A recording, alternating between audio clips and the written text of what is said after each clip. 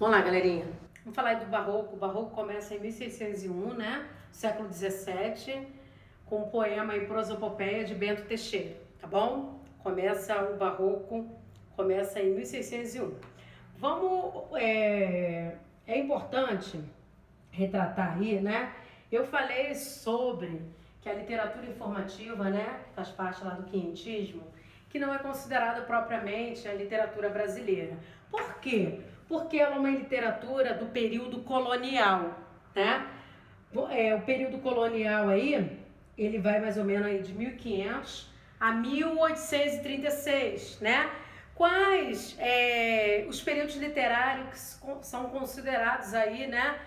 É considerada uma literatura aí colonial, né? Seria aí o quinhentismo, que compreende aí a literatura de informação e a literatura jesuítica, o barroco e o arcadismo, tá bom?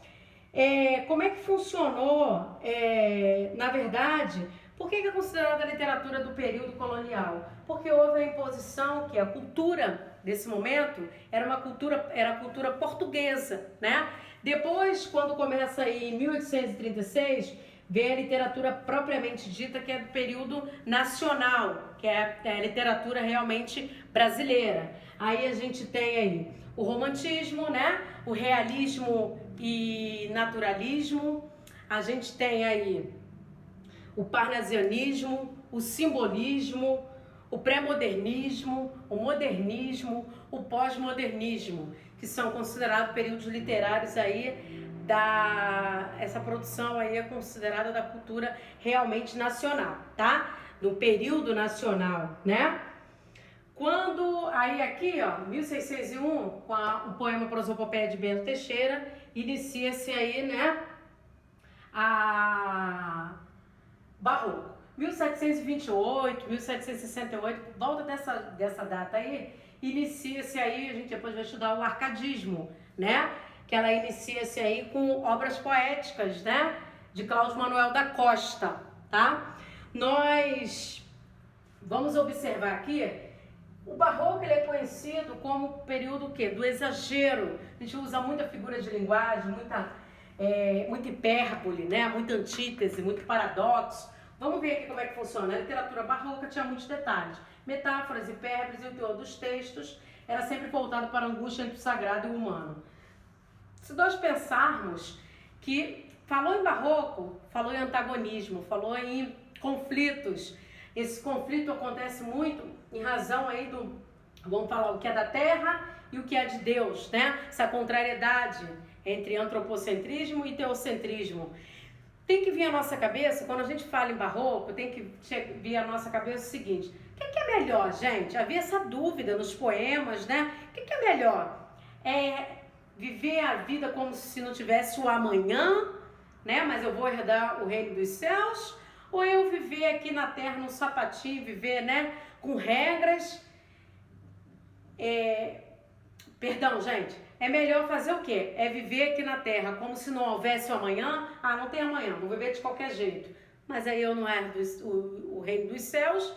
Ou é melhor eu viver com regras, com limitações, segundo os propósitos de Deus, e depois eu herdar o reino de Deus, né? Então esse conflito de fé, do espiritual, do carnal, há essa contrariedade no barroco, tá bom? Aí eu pus aqui exemplo desse período. Padre Antônio Vieira, né? Ele tem muitos sermões, muitos. A gente vai ter um vídeo falando só sobre isso. Ele tem inúmeros sermões aí. E Gregório de Matos, conhecido como Boca do Inferno. Por que Gregório de Matos é Boca do Inferno? Né? Porque Gregório de Matos, ele fala muito, ele mete a lenha, ele fala tudo que acontecia, né? De mazelas sociais, de questões da corrupção, de erros em relação à cidade da Bahia, tá? Ele é considerado Boca do Inferno porque, ó, ele não tem pudor, ele fala tudo. Ele retratava isso nas suas obras, né? Principais características, o cultismo. O que é o cultismo? Rebuscamento formal, tinha preocupação com o vocabulário, com as figuras de linguagem utilizada, né? Tinha preocupação com quais palavras iam ser utilizadas, né? Agora, conceptismo, jogo de ideias, há uma sutileza, né, no raciocínio, nas ideias, tá? Pois conflito entre antropocentrismo e teocentrismo. Ai, eu sigo o quê? As coisas do homem ou as coisas de Deus, né? Essas dúvidas que a gente tem aí existenciais, né? Isso faz parte aí, isso começa aí no Barroco. Consciência da efemeridade do tempo. A gente pode botar aqui, carpe diem. O que é isso? O tempo a gente sabe que vai passar, daqui a pouco a gente pode não estar aqui, daqui a pouco a gente pode morrer, né? Carpe diem, aproveita o dia, como se não houvesse um amanhã, né? É a consciência que tudo é transitório, que o tempo é transitório, que vai passar, então tem que viver o hoje, sem se preocupar com o amanhã. Gosto pelo soneto. O que são sonetos? Soneto eu tenho 2 quartetos, né? E 2 tercetos. Somando o poema todo eu tenho 14 versos, tá? Eu tenho uma estrofe com 4 versos, 4 linhas, aí tem uma estrofezinha, um espaçozinho, mais 4 linhas, né? Depois eu tenho um bloquinho com 3 linhas, mais um bloquinho com 3 linhas. Somando tudo dá 14 versos, né? 14 linhas. Jogo dos contrastes. Aqui a gente fica aquela contrariedade, né? No poema de luz e sombra, né? Essa é o contraste mesmo, tá? O que é diferente. H, emprego de figuras de linguagem como antítese. O que é antítese, gente?